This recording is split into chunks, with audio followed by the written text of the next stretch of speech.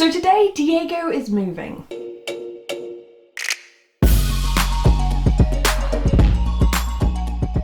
Hey guys, and welcome to today's video where I feel like it might be a bit emotional today, but we are moving Diego into Gizmo's old tank. So, why am I doing this? I don't know. It makes me sad, but I also don't want to leave the tank vacant. Obviously my spiders have been living in their tanks and using the LED, but they'll move into Diego's vacant tank once he moves. So obviously it's a bit emotional because this was Gizmo's tank, and Diego's had his tank now for 5 years, so he's lived in his tank for so long, and his tank is technically bigger in terms of height, but that is actually one of the reasons I want to move him. But yeah, I've been wanting to redo Diego's tank for a while now, but one thing that I don't like about the 2-foot tall tanks is you have to build up so much in order for him to get the correct heat and UV. So of course it's great that he can move about and, you know, not get affected by it, but it does mean he has to climb up all the way up to here to get what he needs, which has been fine, as I said, for the past 5 years, fine. One thing Diego does though is go to the toilet either in the hide or behind the hide, so every time I need to spot clean I need to take all of this out, and it's very heavy and annoying, and I always feel like I'm gonna like eventually knock that off. So I feel like having a tank that's 1.5 foot tall rather than 2 foot is going to be better in terms of the layout, in terms of how he uses it. I just feel kind of bad because it feels like I'm downgrading, but I'm not. Like the floor size, everything is the exact same. And I think it's going to be very beneficial to him. And Diego will actually be 14 in April, so he's also an older guy, but in general, male leopard geckos tend to live longer than females, so hopefully, plenty of time left. But yeah, he still have the opportunity to climb all up here if he wants to, but we don't have to build this up so much. So I'm gonna get this cleaned out and start working on the tank. Okay, so first of all, I gave the bottom of the tank a clean, but also I forgot to mention that I, of course, disinfected the tank after Gizmo passed away. Not that she had anything contagious, but obviously it's always good practice to do so. So don't worry, everything here has been thoroughly cleaned. So the first thing I did was start to figure out where I wanted the hardscaping to go. When it comes to heavy items like the slate here, you ideally want that placed on the bottom of the tank. So you don't want a load of substrate and then the rock on top, because potentially that could be dug out and then it collapses on your reptile, which you definitely don't want. What I'm trying to do over here is build up the warm end, so I'm trying to get that correct 10 to 12 inches distance away from the UV lamp and the heater, as well as creating a hide and places for Diego to either openly or cryptically bask. You'll also notice as well I'll be wobbling the slate and everything. That's just to make sure everything is secure and it's not going to suddenly like fall. You may also notice I haven't added drainage in here.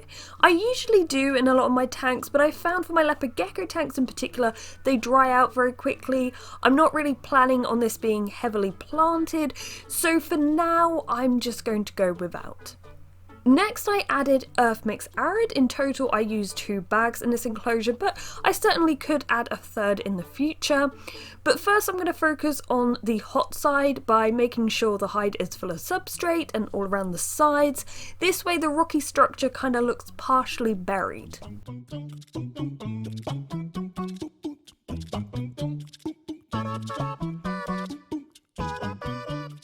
Then I added this hide. So this hide is something that I designed and 3D printed myself. I think it ended up taking maybe 4 hours to print. I then covered the front and the top with silicone sealant and some cocoa fibre to somewhat camouflage it in with the rest of the soil. As the soil dries, I'm sure it will kind of blend in a bit more, but basically this hide has 3 entrance exit holes and it can be completely buried, so it's a flat top that Diego can walk over, but equally he can burrow down and it's like a secret extra hide.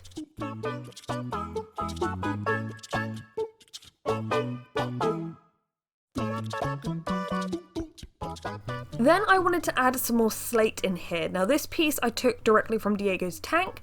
Particularly in summer, this piece of slate stays cooler than the rest of the tank, and sometimes in summer I will find Diego lead on it, so I guess it's quite nice.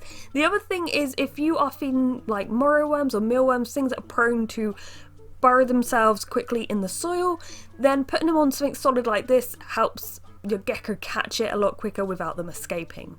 Next I was messing with some cork hides. Once again, these are from Diego's current tank, so all of his smells should still be on them. Cork I like to use because it's nice and lightweight, you get some unique shapes and sizes, and they make very good spacious hides for leopard geckos. I did decide to try to add one real plant in here. I haven't had much success with growing live plants in leopard gecko tanks because generally we don't want them to be particularly humid, and I kind of suck at raising succulents. So the combination hasn't worked very well, although I will say Diego did have an aloe vera in his tank which has fully outgrown the tank. The only reason I think it was successful is because it was in a separate pot, so it had deeper substrate to grow in and support it, but maybe this succulent will last? I'm not totally sure, but we're going to give it a good go.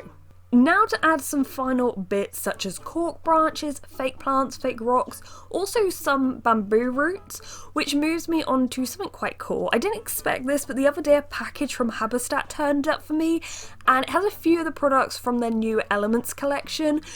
So Elements will cover habitat, drainage, substrate, mulch, flora and decor. And we got some really cool decorative pieces and leaf litters, which I will use in this build. I did also decide to add some of Diego's old substrate on top, just so everything smells like him. This is quite a good thing to do if you are moving your gecko into a new enclosure. It can just help your gecko settle in a lot quicker. I then went in with Habitat bamboo leaf litter. I've never actually used bamboo leaves as a leaf litter, and granted they might not be the leaves native to where leopard geckos are from, but I feel like it goes with the overall look. So let's do a little tour. So over here is the optimal basking and hot area. So the slate, although it looks small here, it is quite big, a nice big area for him to bask. I like slate because they can partial bask. It's hard to see because of the shades, but there are gaps there, so he can hide there, or he can hide under this rock and still get the heat. So that is there, and that goes right far back into the corner. So it's kind of like a tunnel in a way he has to go through. Then of course we have the hidden hide, which I really like, and because it's flat on top it meant I could put a load of substrate on it. It's a whole different level, so he could just walk across it, but equally it's a hide. The only thing I think is maybe we're missing something here. It'd be good if we had an aloe or a snake plant here, but the substrate isn't quite deep enough, so it might be something to do once we move, or a few weeks down the line to see how things are getting on. Obviously we do have this big branch here, so not only obviously here is the optimal temperature and UV, but if for some reason he wants more, he can climb it. But usually with branches like this, I find my leopard geckos will climb them at night, so it gives him more access to the background, but also just a few different options. Then over here we have this big hide, which once again, because it's also blended in, I don't know if you can see how big it is, but he's got that hide and this hide. And the reason I kept this here is because this is a hide in his old tank that he always comes and sits on in the evening. So I kind of want to keep something familiar. Obviously he has his water bowl here, and lots of leaf litter. But now I'm going to add Diego in. So it is the middle of the day, so he'd normally be sleeping, so he may be a little skittish. I'm half expecting him to just run off in a hide and not see him for the rest of the day. I find particularly males are a little more difficult to adjust to a new tank, so that's why I did scatter his old substrate, so that helps a little bit, but it wouldn't be surprised if we don't see him for the rest of the day. Here is Mr. Diego. We actually received such a lovely gift in the post for Diego, or kind of for me, but with Diego on it, which I want to quickly show you. So I received this from Naomi Leather Art. She didn't ask me to do a shout out or anything, she just wanted to send me a gift, and my goodness. So she does artwork out of leather. By her name you could probably tell that, but it's not animal leather, thankfully, it's plant leather. Didn't even know you could get that. But look at this. How incredible is this? And I got a photo like midway through her making this, and it's incredible. Like, she is so talented. So I just wanted to give her a shout out. Look, it's like 3D, his little foot's coming out. How incredible is that? And I always love to support artists, so check her out. I'll leave a link below, but it was just genuinely one of the loveliest gifts I received. I am going to treasure this. This is amazing. Now to add Diego to the tank. So with males, what you'll find is they'll probably mark their scent a lot by dragging their tail. It's a new environment, they don't know what's going on. There could be a threat in here, but he is having a little explore. As expected, he is straight in that hole, but that's fine, that's good, because that one is warming up, so that's a good place to start. He may be gone now, but I'll keep an eye on him. I ended up adding this liana vine, I believe it's called, from Habitat, just because I felt like something was needed here, and although this might look, I don't know, maybe woodlandy, actually leopard geckos in the wild are found such a range of places, including the forests of Nepal. Yeah, I remember seeing that a few years ago, and they're just so highly adapted that you know, you can really provide them with quite a variety of tanks. Back in the day, like maybe when I started this channel, I know so many people still went with that narrative of they need a sandy desert tank with a fake cactus, but actually it's so much more than that. And as I said, they're highly adaptive, and you know, maybe Diego will climb this, maybe he won't, but when you think about it, if you're a terrestrial animal in the wild, that doesn't stop trees growing, that doesn't stop things growing above you. So actually this could be more natural in the sense that they could be going around in the leaf litter and there are fallen branches. That doesn't stop that happening in the wild. You see what I mean? So even though this might look more like something for an arboreal reptile, it still can work for a terrestrial. Now, Diego did briefly come out on these rocks, but as soon as I walked in, he hid. Totally normal, because he's feeling a bit more vulnerable because this is all new. But it's good to see that he is getting out, getting that warmth, and yeah, we'll be back later. Diego, I can see you.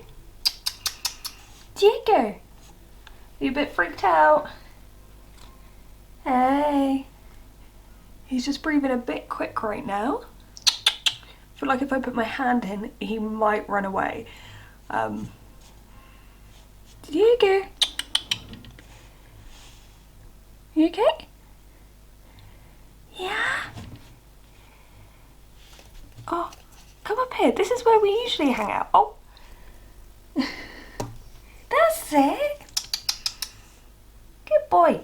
So yeah, as I said, this is the cork hide that he always sits on of an evening, so it's nice to have that in the same place. Obviously it's from his tank, so it smells like him, so it's a little bit familiar.